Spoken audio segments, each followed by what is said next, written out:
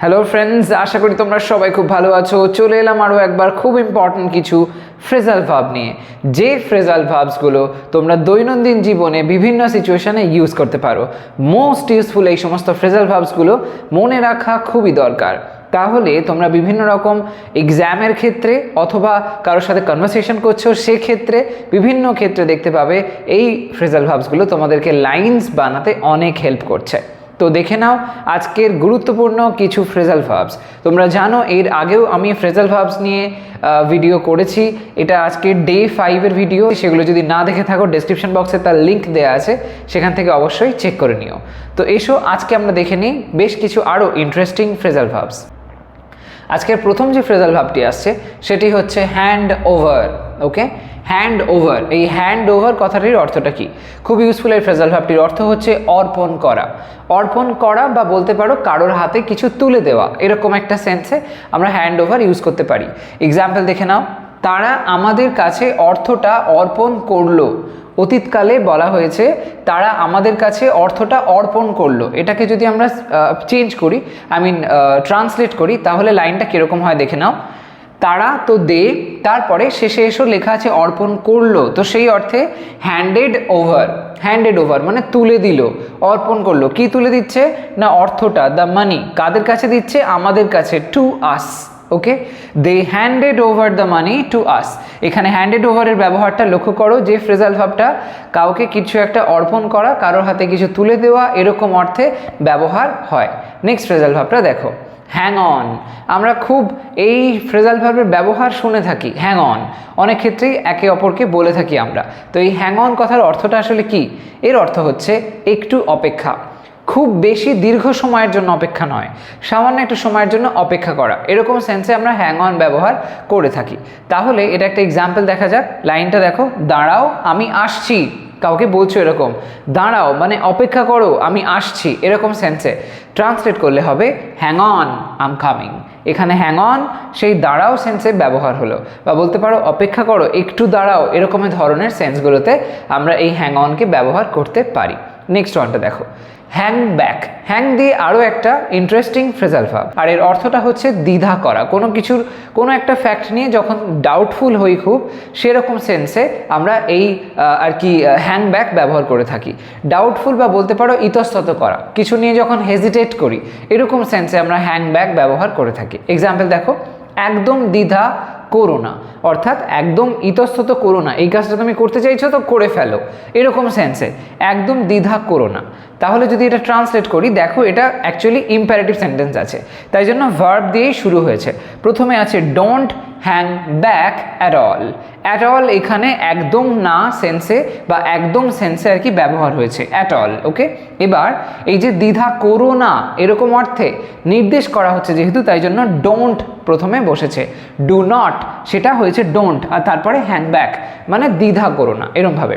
পরেরটা দেখো কি বলা হচ্ছে, হোল্ড অন। এ প্রসঙ্গে বলে রাখি, এই হোল্ড অন আর ওদিকে হ্যাং অন এই দুটোই অনেকটাই ক্লোজ বলতে পারো।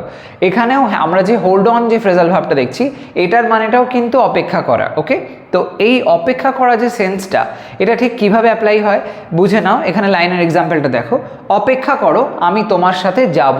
ওই একই টাইপেরই অর্থ কিন্তু বোঝাচ্ছে। ওখানে বলা হয়েছিল দাঁড়াও, এখানে বলা হয়েছে অপেক্ষা করো আমি তোমার সাথে যাব। তো এরকম সেন্সে আমরা অবশ্যই হোল্ড অন দিয়েও লাইনটাকে বলতে পারি। তাহলে যদি এটা আমরা বলি, hold on I will go with you. Okay, hold on I will go with you. এই যে লাইনটা দেখতে পাচ্ছ, এই হোল্ড অনের ব্যবহারটা, এটা কিন্তু হ্যাং অনের পাশাপাশি খুবই ইউজফুল একটা ফ্রেজাল ভার্ব। তো এই হোল্ড অন ব্যবহার করে আমরা লাইনটাকে অবশ্যই, তো কি হলো, হোল্ড অন মানে অপেক্ষা করো আমি তোমার সাথে যাব, I will go with you. এবার নেক্সট ওয়ানটা কি আছে, কিপ অ্যাওয়ে। কিপ অ্যাওয়ে এটাও ভীষণই গুরুত্বপূর্ণ একটা ফ্রেজাল ভার্ব, নো ডাউট। এটার অর্থটা হচ্ছে দূরে রাখা, কাউকে কোনো কিছুর থেকে দূরে রাখা। হতে পারে সেই জিনিসটাতে তার হার্ম হতে পারে, তার ক্ষতি হতে পারে, তাই জন্য তাকে তার থেকে দূরে রাখতে হচ্ছে সেই জিনিসটা থেকে। এক্সাম্পল দেখো, বাচ্চাটিকে ফোন থেকে দূরে রাখো। ফোনের মাধ্যমে বাচ্চাটির কোনো একটা ক্ষতি হওয়ার সম্ভাবনা আছে, তাই ফোন থেকে বাচ্চাটিকে দূরে রাখো, এরকম সেন্সে। যদি ট্রান্সলেট করি, দেখো লাইনটা ইম্পারেটিভ সেন্সে আছে, কাউকে নির্দেশ দেওয়া হয়েছে, তাই ভার্বটাকে প্রথমেই রাখতে হবে, সেই জন্য কিপ প্রথমেই বসেছে। Keep the child away from the phone, phone থেকে, ফ্রম দ্য ফোন, সেখান থেকে দূরে রাখো, কিপ অ্যাওয়ে, দূরে রাখো কাকে, বাচ্চাটিকে, the child, keep the child away from the phone, এরমভাবে হয়ে গেল। তো কিপ অ্যাওয়ে মানে দূরে রাখা। Next one, keep up. Keep up কথার অর্থ হচ্ছে কোনো কিছু বজায় রাখা। তো এই বজায় রাখা মানে একটা কিছু হতে পারে, হয়তো কেউ কোনো কথা দিয়েছে কাউকে, সে সেই কথাটাকে বজায় রাখলো, এরকম সেন্সে। এক্সাম্পলটা দেখো, সে তার কথা বজায় রাখলো, এই যে কথাটা বললাম এটাকে যদি ট্রান্সলেট করি সেখানে অবশ্যই আমাদের এই কিপ আপ ইউজ করে লাইনটাকে আমরা বলতে পারি। তো এখানে লাইনটা যেভাবে বলা আছে পাস্ট টেন্স ইউজ করা হয়েছে, রাখলো বলা হয়েছে, তাহলে সিম্পল পাস্ট টেন্সে ট্রান্সলেট করলে হবে শি কেপ্ট আপ, সে রাখলো, কি রাখলো, হার ওয়ার্ডস, তার কথা। হার ওয়ার্ডস মানে কিন্তু ঠিক শব্দ নয়, তার কথা অর্থে এটাকে ব্যবহার করা হয়েছে। তো শি কেপ্ট আপ হার ওয়ার্ডস। পরেরটা দেখো কি বলা হচ্ছে, লে ডাউন, এটাও অবশ্যই ভীষণ গুরুত্বপূর্ণ একটা ফ্রেজাল ভার্ব। এর অর্থটা হচ্ছে সমর্পণ করা, সমর্পণ করা। এটা প্রধানত একটু এরকম সেন্সে বলতে পারো, কেউ যখন কারোর কাছে যেন মাথা নত করছে, হার স্বীকার করছে, এরম টাইপের একটা অর্থ সমর্পণ করা। তো এক্সাম্পলটা দেখো, রাজা তার তরবারি নামিয়ে রাখলেন, সমর্পণ। ওকে, ব্র্যাকেটে দেখো আমি সমর্পণ লিখে দিয়েছি, মানে নামিয়ে রাখলেন মানে সে নিজেকে সমর্পণ করছে, এরম একটা অর্থে। সমর্পণ শব্দটা হয়তো এই লাইনটার মধ্যে নেই, কিন্তু সেন্সটা রয়েছে যে তরবারিটা নামিয়ে রাখছে মানে অ্যাকচুয়ালি সে কিন্তু সমর্পণ করে দিল, এরকম সেন্সে।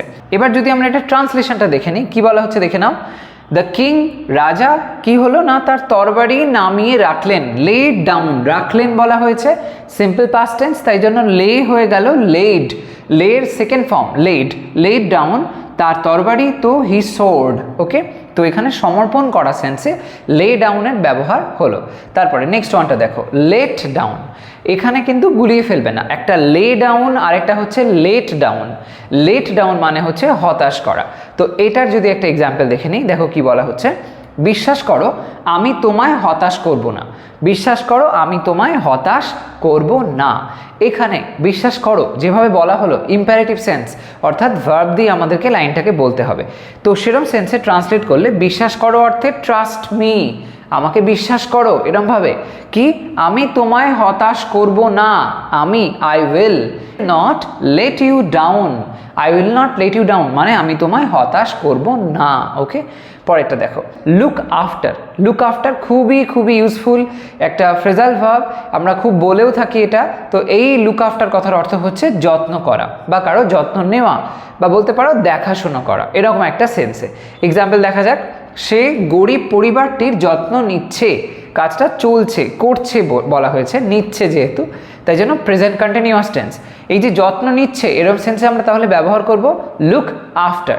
তো সেই সেন্সে সে, হি কি করছে, গরিব পরিবারটির যত্ন নিচ্ছে, তো he is present continuous tense, তাই জন্য ইজ আসলো, লুক হয়ে গেল looking, he is looking after গরিব পরিবারটি, the poor family. Okay, he is looking after the poor family, এরমভাবে হয়ে গেল লুক আফটার। নেক্সট ওয়ানটা হচ্ছে লুক ফর, আরও একটা ভীষণ ইউজফুল ফ্রেজাল ভার্ব। এর অর্থটা হচ্ছে খোঁজ করা, কারোর খোঁজ করা। তো কারোর হতে পারে, মানে কোনো ব্যক্তির হতে পারে, কোনো জিনিসের হতে পারে, যাই হোক মোট কথা খোঁজ করা বোঝাবে। এক্সাম্পল দেখে নাও, কি বলা হচ্ছে, সে আমার খোঁজ করছে, এখানেও কাজটা চলছে বোঝাচ্ছে, কাজটা বর্তমানে চলছে, এরম সেন্সে প্রেজেন্ট কন্টিনিউয়াস টেন্স। তাহলে ট্রান্সলেট করলে হবে, সে আমার খোঁজ করছে, হি is looking for me, he is looking for me. তাই যখন তুমি নেক্সট টাইম কাউকে বলবে যে ও আমার খোঁজ করছে, তখন সেক্ষেত্রে এরমভাবে বলো, হি ইজ লুকিং ফর মি। এরপর নেক্সট যে ফ্রেজাল ভার্বটা আসছে সেটা হলো লুক ডাউন আপন, ভীষণ গুরুত্বপূর্ণ একটা ফ্রেজাল ভার্ব।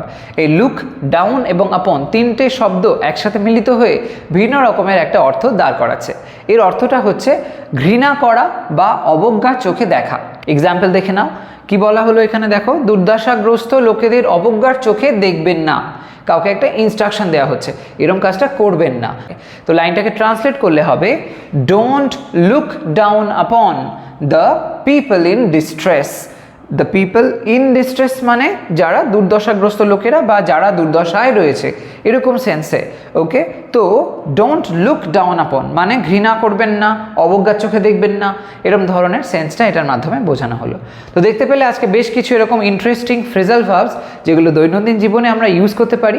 অবশ্যই এই ফ্রেজাল ভার্বসগুলোকে ইউজ করো এবং সেগুলোর মাধ্যমে বিভিন্ন রকম লাইন বানানোর চেষ্টা করো। কোথাও কনফিউশন হলে অবশ্যই কমেন্ট সেকশনে আমাকে জানাতে ভুলো না। তো আজ তবে আসি, তোমরা সবাই ভালো থাকো। থাকো, সুস্থ থাকো। নেক্সট ভিডিওতে আসছি আরও একটা ইন্টারেস্টিং কনসেপ্ট তোমাদের সামনে প্রেজেন্ট করার জন্য। Bye bye.